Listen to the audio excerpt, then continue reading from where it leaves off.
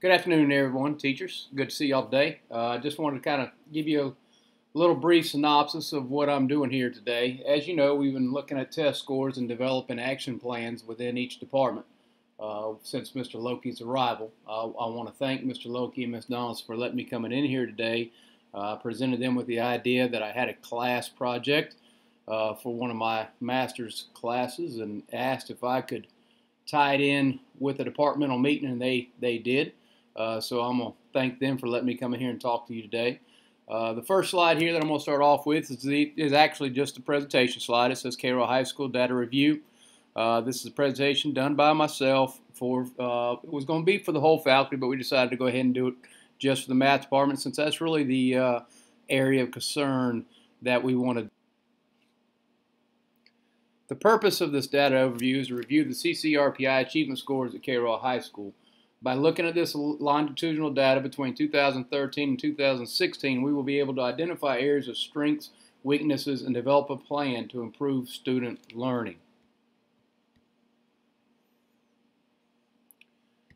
Before we start looking at the data statistics, let's take a look at our school demographics on this next slide.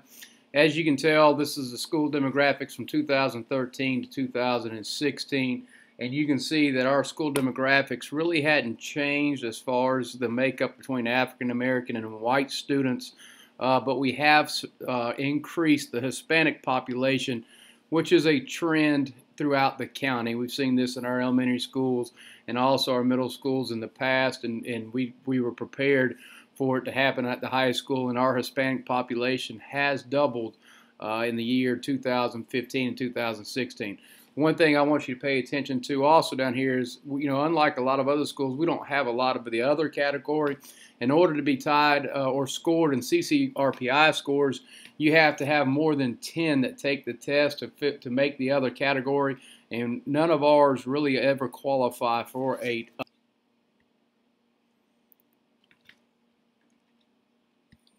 This next slide is the Cairo High School EOCT trend data from 2012 to 2015.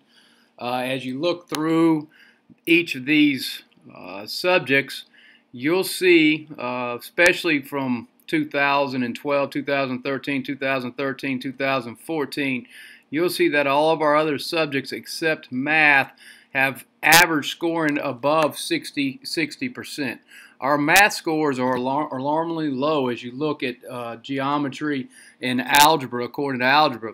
One thing I do want to point out about geometry, in the first year, 2012, 2013, you will see that our score was a 62.3.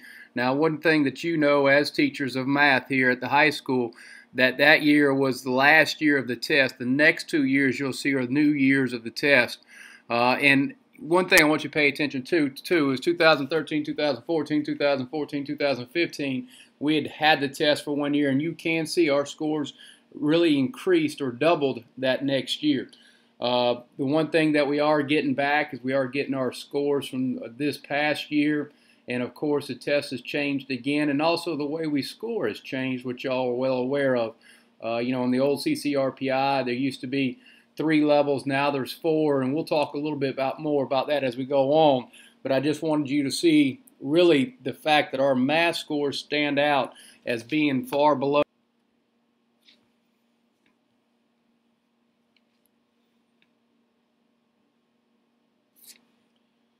So as we go to the next part, before we start looking at the math scores, one of the things I wanted to point out is that, we think our strengths have always been a consistent performance on the end of the course test in English language arts.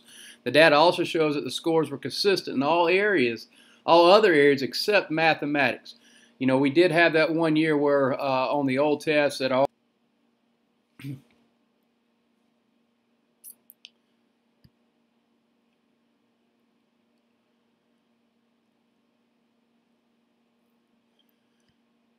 This first slide, we're going to break it down a little bit more when I showed you the CCRPI scores and all the other subjects. Now I'm going to go by year, 2012, 2013 math scores for Cairo High School.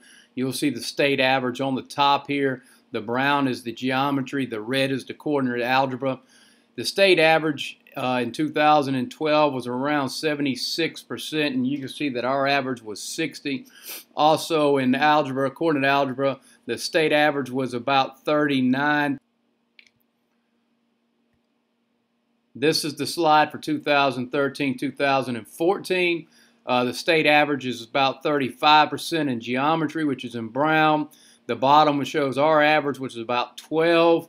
According to algebra, was a little bit worse, as the state average was around 40%, and we were around 14. And then the last slide here is 2014-2015. You'll see the state average where we really dropped off this year. The state average was about 28, and we were all the way down to 8. The according to algebra was about 34, and we were down around 12. As you can see, we have not done well in this 3-year span. We have nearly not met the state average by a half. We've usually been, at least half of what the state average is, and those are things that worry us and point to an area of concern that we think we need to develop a plan to address.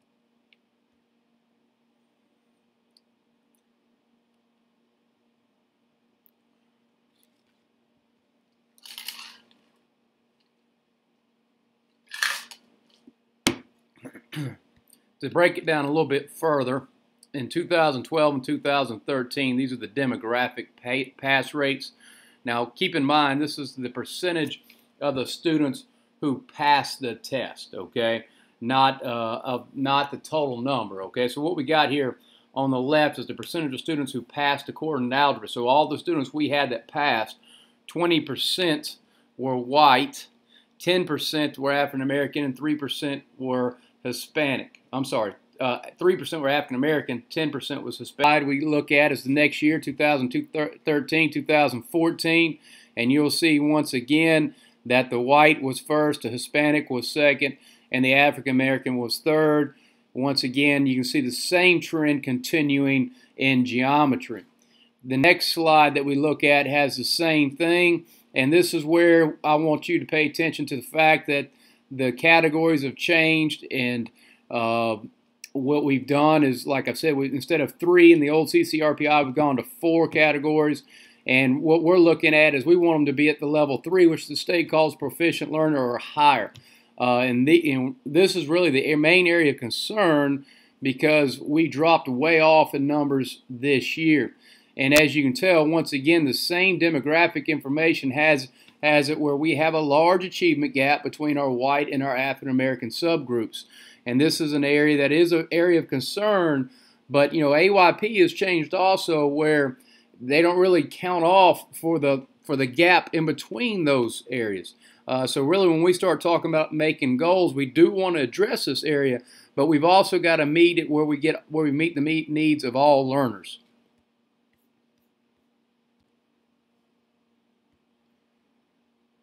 The 2014-2015-16 Cairo High School specific domain weaknesses, when we broke down specific domains within the milestones, 86% of our algebra students scored in the remediate learning level in the algebraic function domain.